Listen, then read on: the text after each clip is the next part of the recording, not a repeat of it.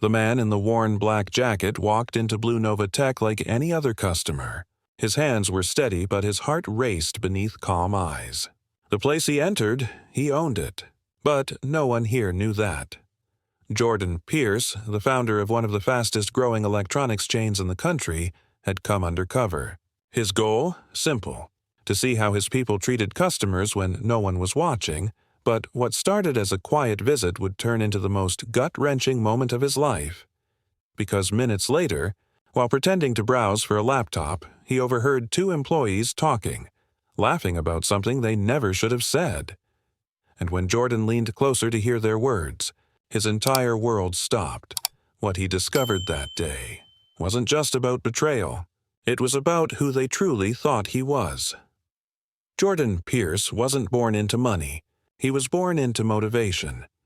Growing up in a small neighborhood outside Atlanta, he was the kind of kid who took apart radios just to see how they worked. His mother used to say, "Jordan doesn't play with toys. He studies them." While others dreamed of becoming athletes or rappers, Jordan dreamed of innovation, creating something that could change how people lived.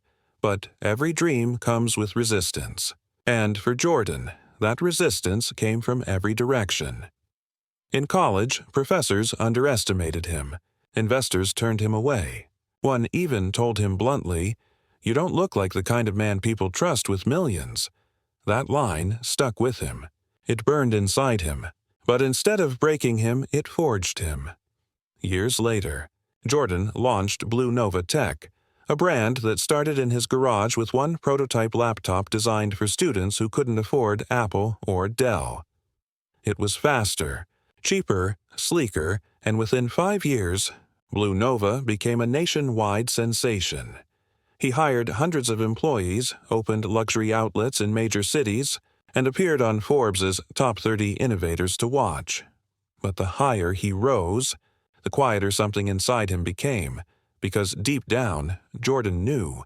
Not everyone in his company saw him as the visionary CEO. Some saw him as the exception, others as a lucky outsider. One day, at a board meeting, Jordan noticed a new regional manager, a man who smiled too much but spoke too little. When Jordan entered the room, conversation suddenly paused. Eyes shifted, then continued like nothing happened. He told himself he was imagining it. He told himself people change when the boss walks in. But deep down, something felt off. He decided then, if he ever wanted to truly understand how his brand treated customers, he'd have to see it for himself. A few months later, Jordan quietly planned an undercover visit. He shaved his beard, wore an old hoodie, and left his Tesla in the garage. No security, no assistant. Just him and a notepad hidden in his pocket. The store he chose was in Chicago, one of the brand's busiest outlets, a place where hundreds of laptops sold every week. He wanted to blend in, be invisible. When he walked through the glass doors of BlueNova Tech that morning, the smell of fresh electronics and coffee filled the air. The walls were lined with bright LED screens looping the same commercial, his own voice narrating it. It was strange, hearing himself in a place where no one recognized him. At the counter, a woman in a navy polo greeted another customer, a young white man. She smiled warmly, offered him a discount on a gaming laptop, even offered free setup help. But when Jordan stepped closer, her tone shifted. "Can I help you?" she said, flat, cold, like she was already tired. He smiled politely. "Yeah, just looking for something lightweight, good for work." She nodded and pointed toward the cheaper section in the back. "Those ones are probably more in your range." Jordan paused. "More in your range?" He glanced at the $1,599 tag and then at the $999 laptop she motioned toward. But he said nothing, just smiled and walked away. Inside, though, something cracked. It wasn't anger, not yet. It was disappointment, because this was his store, his brand, and she had no idea who she was speaking to. As Jordan wandered the aisles, he overheard two voices near the counter. Two sales reps, young, probably mid-20s. They were whispering and chuckling, but the tone wasn't harmless. He couldn't make out the words at first, but he caught phrases. "Some people just try to look rich." Bet he can't even afford a charger. Jordan stopped, pretending to examine a laptop. He felt heat rise in his chest. Were they talking about him? He stayed quiet, just listening. The voices grew clearer. One of them said, "Man, I swear some of these folks walk in thinking we don't know. Look at his shoes. Ain't no way he's buying a Nova Elite." Jordan slowly looked down. Old sneakers. Mud on one heel. He had worn them on purpose, to blend in. But now, they'd become the reason for their assumptions. As he turned to walk away, something else caught his attention. The name tags. Both sales reps, the same ones he had personally approved for hiring 2 months ago. They didn't just work for him, they were his responsibility. And in that moment, Jordan realized this wasn't just about bad customer service. It was about culture. A culture that had quietly grown inside his company without him noticing. He decided to test them. He picked up a Nova Pro X laptop, one of their most expensive models, priced at $999. He walked back to the counter and asked, "Hey, how much for this one?" The sales rep hesitated, looked him up and down, then forced a grin. "That one, yeah, $3,599. Jordan's eyes narrowed. "Really?" "It says $999 on the label," the rep shrugged. "Yeah, that's before upgrades and setup. The final price is $1,599. But honestly, man, it's kind of out of your range. You might want to check the Nova Light models." Jordan's pulse pounded in his ears. Not only was the rep lying, he was trying to scam him. He could have revealed himself right then and there. He could have ended their careers with one phone call. But he didn't. Not yet. He wanted to see how far they'd go, because sometimes the truth hits harder when you let it play out, and Jordan Pierce was about to discover just how deep the deception ran. Jordan stood at the counter gripping the Nova Pro X laptop, forcing a smile. His mind raced. He'd just been lied to in his own store, by employees he'd personally hired, but he didn't show anger. He just played along. "All right," he said calmly. "Maybe I'll check the cheaper ones then." The sales rep smirked, whispering something to his coworker as Jordan walked away. He didn't need to hear the words. He could feel them. The humiliation, the disrespect. But this wasn't about him anymore. It was about the message his company was silently sending to every customer who looked like him. He'd built BlueNova Tech to empower people, not to make them feel small. And now, that dream felt like it was crumbling from the inside. Jordan decided to keep watching from the sidelines. He noticed another customer, a young woman in a business suit, walk in. Instantly, the same reps straightened their postures, fixed their shirts, and greeted her like royalty. "Good afternoon, ma'am. Welcome to BlueNova Tech. Can I interest you in our premium series?" She smiled, and they eagerly walked her through features, performance, discounts. Complete opposite treatment. Jordan's jaw tightened, so it wasn't about money. It was about perception. He glanced at the woman's wrist, an expensive watch. Her hair, neatly done. Her skin, different from his. And it hit him like a punch. His own employees were racially profiling their customers, inside a brand built by a black man. After an hour of quiet observation, Jordan decided to take a break and grab coffee. He sat in a nearby cafe, staring out the window, replaying everything. He could almost hear his mother's voice echo in his head. "Never let success blind you, Jordan. When you stop watching the roots, the tree starts to rot." He'd spent years focusing on growth, investors, expansion, luxury branding. But he'd forgotten to nurture culture. That realization stung more than any insult. Just then, Jordan's phone buzzed. It was Maya, his assistant. "Sir, just checking in. How's your day off going?" He stared at the message. Should he tell her the truth? That he was sitting 2 blocks away from his own store, dressed like a stranger, being profiled by his own staff? He typed back, "Just observing. Tell HR to hold off on the new training program. I've got something bigger in mind." He didn't know what that something bigger was yet. But he knew this wasn't ending quietly. The next day, Jordan returned to the same store, but not undercover this time. This time he came as the CEO. Custom navy suit. Polished shoes, the air of authority. The moment he walked in, everyone froze. The same sales reps who had dismissed him yesterday suddenly turned pale. "Mr. Pierce, we didn't expect—" He raised a hand. "Carry on," he said, calm but sharp. He didn't want theatrics. He wanted truth. Jordan called the store manager into the back office, a short, sharp-eyed man named Todd Rivers. Todd looked nervous, wiping sweat from his forehead. "Sir, we had no notice you were visiting. Is everything all right?" Jordan leaned forward. "Tell me, Todd, how often do you observe your team interacting with customers?" Todd blinked. "Every day, sir. I always make sure our service is top-notch." "Top-notch?" Jordan repeated softly. "Even when the customer looks like me?" Todd froze. Sir?" Jordan stood up. "I came here yesterday. No cameras, no entourage. Just me in a hoodie. Your staff tried to overcharge me. Mocked me, pointed me to cheaper shelves. And you call that top-notch?" The silence in that office was suffocating.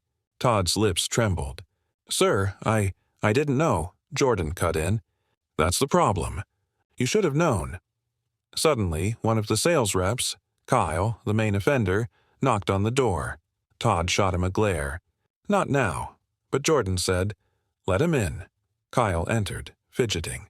He looked terrified, recognizing Jordan immediately. "Sir, I just want to apologize. I didn't realize it was you yesterday." Jordan tilted his head.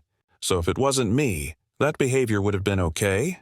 Kyle's throat went dry. "No, sir. I mean, it's just, sometimes we have customers who don't really buy and we have targets to hit, and—" Jordan stepped closer. His voice was calm, but heavy. "You judged someone based on appearance. You lied about pricing. You disrespected a customer who trusted this brand. That's not just bad service, it's discrimination." Kyle's eyes darted to Todd for backup, but the manager looked away. Jordan took a deep breath. "Tell me the truth, Kyle. Have you done this before?" Kyle hesitated, then nodded. "Yes, sir. Some of the others do it too. They assume certain people won't buy, so they steer them toward cheaper products or don't waste time." Jordan's heart sank. It wasn't just a few bad apples. It was a mindset. A pattern. "Who taught you that?" Jordan asked quietly. Kyle's voice cracked. "No one. It's just how things are done here." Those words hit harder than any confession. Jordan dismissed Kyle and Todd. He stood alone in that office for a long time, staring at the company logo on the wall. BlueNova Tech, empowering the future. It suddenly felt hollow. How could you empower the future when your present was poisoned by prejudice? He made a decision right then, one that would shake the entire company. That evening, Jordan called an emergency company-wide meeting via live stream. Thousands of employees tuned in. Managers, executives, store reps from every city. He stood on stage, no teleprompter, no script, just raw emotion. "When I started BlueNova Tech," he began, "I wanted to create a brand built on innovation, fairness, and opportunity. But yesterday, I saw something that broke my heart." The chat feed exploded with question marks and whispers. "I went undercover at one of our outlets. I saw discrimination. I saw lies. I saw arrogance." You could hear a pin drop. Jordan continued, voice firm. "Let me make this clear. I don't care how high your sales numbers are. If you can't treat people with respect, you don't belong here." He announced an immediate audit of every outlet, mandatory empathy and diversity training, and the creation of a customer dignity task force led directly by him. Some employees cheered in the chat, others stayed silent. But everyone knew this wasn't a PR stunt. This was personal, because Jordan Pierce wasn't just protecting a company. He was protecting his mother's promise. The following week, the story went viral. News outlets picked it up. CEO goes undercover, exposes racism in his own stores. The video clip of his speech spread across social media, millions of views overnight. For some, it was inspiring. For others, uncomfortable. But for Jordan, it was redemption. A few days later, a letter arrived at his office. No sender name, just a plain white envelope. Inside was a note. Not everyone is happy with your little reform, Mr. Pierce. Some of us liked things the way they were. Jordan read it twice, then looked out his window at the city skyline. He wasn't afraid. He was ready, because change always creates enemies before it creates progress. And Jordan Pierce had just declared war on the one thing that money could never fix: prejudice. The morning after Jordan received that letter, the sky over the city was gray. Rain streaked across the tall glass windows of BlueNova's headquarters like silent tears. Jordan sat alone in his office, staring at the note again. Not everyone is happy with your little reform, Mr. Pierce. Some of us liked things the way they were. He could feel the weight behind those words, the resentment, the defiance. Someone inside his own empire wanted to sabotage change. But who? He leaned back in his chair, eyes narrowing. "All right," he muttered under his breath. "Let's see who's afraid of progress." He called in Maya. "Maya, I want security logs from every department that accessed internal emails about the new diversity program. Cross-check that with employees who filed complaints or resignations this week." Maya nodded, her eyes wide. "Understood, sir. Are you expecting trouble?" Jordan gave a faint smile. "I'm expecting truth." Hours later, the report arrived. And one name stood out: Todd Rivers, the same store manager from the outlet. He'd emailed a small group of regional managers, complaining that the company was going soft and that race shouldn't control promotions or punishment. Worse, he'd been in contact with someone on the board. Jordan's heart sank. He'd built BlueNova on trust, but trust was exactly what was breaking. That afternoon, a board meeting was scheduled. Jordan entered the sleek conference room. Long table, 12 executives, all watching him closely. "Before we begin," said Marcus Hale, a sharp-dressed man in his 50s, "we've received concerning feedback. Some feel your recent public address painted BlueNova in a negative light." Jordan stayed calm. "Negative light? Or honest light?" Marcus folded his hands. "You exposed internal issues on a global stage, Jordan. Investors are nervous. We've lost 4% in market value." Jordan leaned forward. "I'd rather lose 4% of stock than 1% of my integrity." Silence. The kind that slices the air like a knife. Another executive, Linda Tran, spoke up. "Jordan, I support your mission. But there are whispers that this push for reform is dividing teams. Some managers feel cornered." Jordan looked her dead in the eyes. "Good. Maybe it's time they felt a little uncomfortable. Growth doesn't come from comfort." He stood, pulling the folded note from his pocket and placing it on the table. "This," he said, "was left in my office yesterday. Someone inside doesn't just disagree. They want to stop change altogether." Marcus frowned. "You think it's one of us?" Jordan's eyes flicked between the faces around the table. "I know it is." Security entered the room. Jordan had prepared this moment. "Pull the feed," he instructed. The projector lit up, showing security footage from the previous night. At 11:47 p.m., a figure in a gray coat slipped into the CEO's floor. No face visible, just a reflection when the elevator doors opened. It was Todd Rivers. Gasps filled the room. Marcus leaned forward. "Todd, but he's not corporate." Jordan's voice was cold. Someone gave him clearance. "Someone in this room." Every head turned, and then Maya stepped in holding another file. "Sir, you were right. The clearance was issued by Marcus Hale." Marcus's composure cracked for the first time. He rose slowly. "This is absurd," he said. Jordan cut him off. "You only what, Marcus? Helped a manager spread hate? Gave access to someone trying to intimidate me?" Marcus tried to smile it off. "You're overreacting, Jordan. The letter, it was nothing serious. Just a message from people tired of all this." "Political nonsense." Jordan slammed his hand on the table. "Political nonsense? This isn't politics. It's people's lives." The board sat frozen. No one moved. For the first time, Marcus looked afraid. Jordan turned to security. "Escort Mr. Hale out. Effective immediately, he's suspended pending investigation." Marcus protested, shouting about contracts and shares.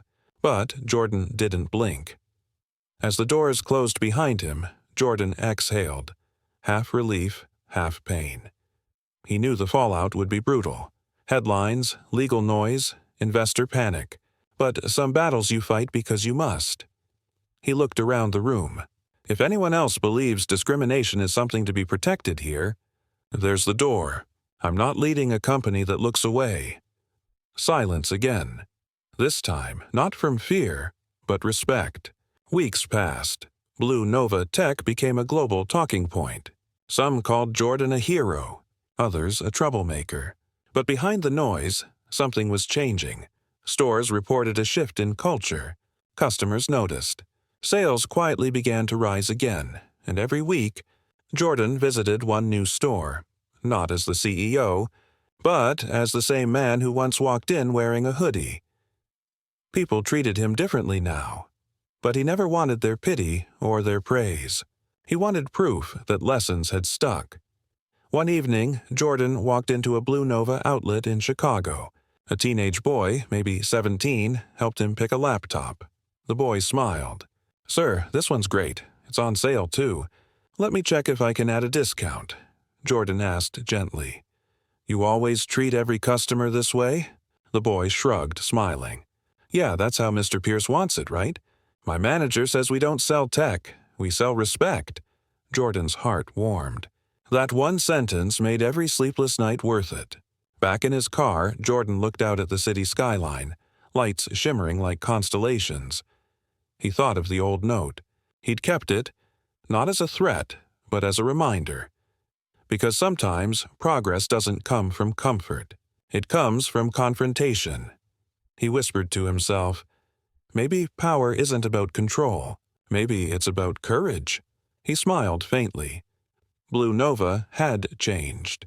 He had changed. And somewhere out there, another young man who looked like him would walk into a store and be treated like he belonged. That was worth everything. In a world where silence protects the wrong, it takes one voice, steady, defiant, and unshaken, to change the rhythm of an entire system. Jordan Pierce didn't just build a company, he built a standard, and sometimes the greatest leadership is going undercover to rediscover your own humanity. If this story moved you, share it. Watch our previous video for another powerful true life story that'll change how you see justice and integrity. And don't forget to like, comment, and subscribe.